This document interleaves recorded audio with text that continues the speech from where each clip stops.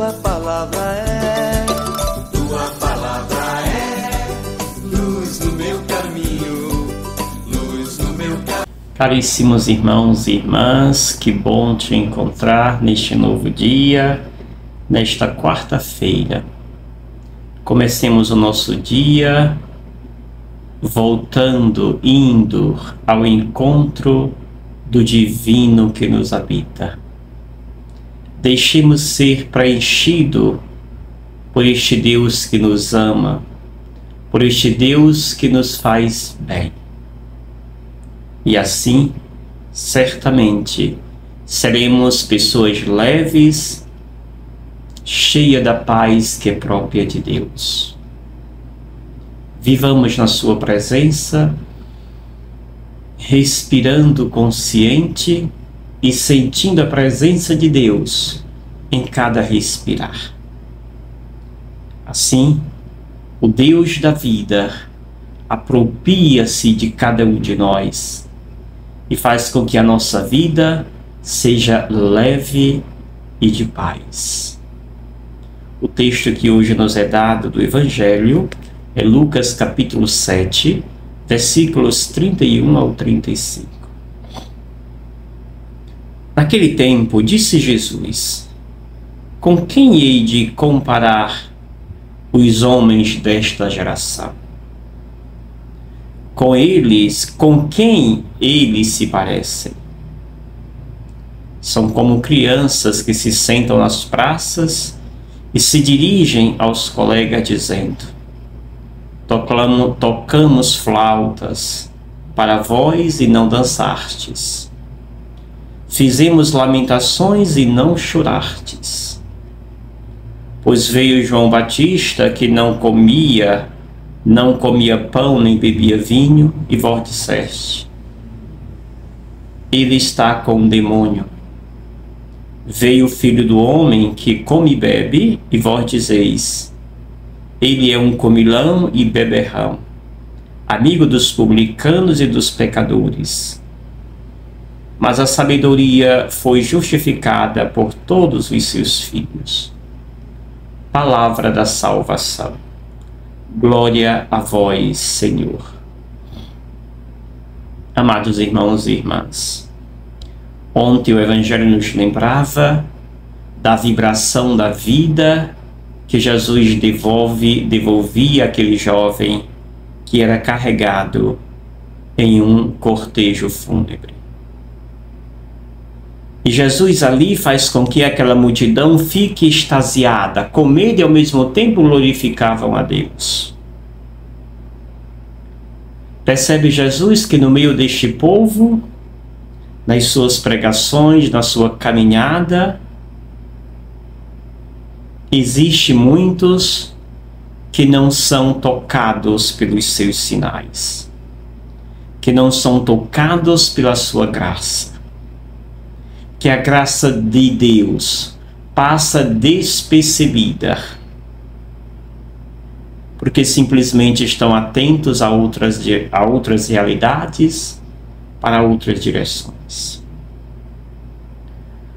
O Evangelho de hoje, ele se desenrola perpassado por a pergunta: com quem hei de comparar os homens desta geração? Esta geração que se refere a Jesus é a geração do seu tempo histórico, mas também a geração do nosso hoje histórico. Com quem hei de comparar esta geração? A geração que parece que não tem mais empatia pelo outro. A geração que cada vez mais se desencanta pelo belo de Deus. O belo que tem chamado a atenção das pessoas tem sido outros modelos, não aquele apresentado por Jesus. A cruz de Jesus parece para muitos escândalo e loucura, como fora para os gregos e judeus. As atitudes se repetem. as realidades humanas se repetem. Se no tempo de Jesus se queixava de tais realidades, essas realidades se prolongam ainda hoje. E é assim que nós precisamos, portanto, nos questionar. Como criança de Jesus, essa geração parece aquelas crianças que na praça a música toca, mas ninguém dança. As flautas, se brinca, mas ninguém brinca junto. Ou seja, o rugir do tambor parece ter outras tonalidades. O rugir do tambor de Jesus já não atrai tantos ouvidos humanos. São outros rugidos que têm atraído a humanidade. E isto tem feito com que estas pessoas se afastem cada vez mais do Criador. É claro que isso incomoda Deus. Não porque Deus precise do nosso aplauso, do nosso admirar-se. Ele é Deus independente do nosso reconhecimento. Agora nós precisamos desta presença e deste auxílio de Deus. Lembra Jesus dois acontecimentos? Um que se deu com João Batista, que não comia nem bebia aquilo que era comum às pessoas, e o chamaram de demônio, estava com demônio. Veio Jesus, que se adapta na realidade humana, que participa de todas as realidades humanas, exceto o pecado. E a este é dirigido os adjetivos de comelão, beberrão. Com quem hei de comparar esta geração? Amados irmãos e irmãs, não nos cabe julgar, mas nos cabe perguntar-nos: estamos nós sendo atraídos pelo toque de Deus, pela beleza de Deus, ou nada daquilo que Deus nos apresenta tem nos atraído?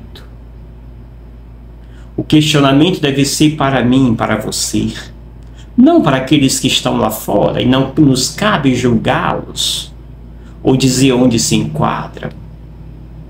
A nós sim, nos cabe nos questionar cada vez mais e nos perguntar: como estamos vivendo a nossa fé? Como estamos vivendo a nossa integração a Deus? Deixemos ser movidos pela presença de Deus e busquemos que Ele nos guie sempre por caminhos que Ele aponta. E não tomemos caminhos nossos, sem nenhuma orientação de Deus. Deus deve ser sempre a nossa força, aquele que nos mostra os caminhos, aquele que nos conduz pelos caminhos certos, aquele que nos aponta e nos encaminha para junto do Pai, para Deus, Ele mesmo, Jesus Cristo.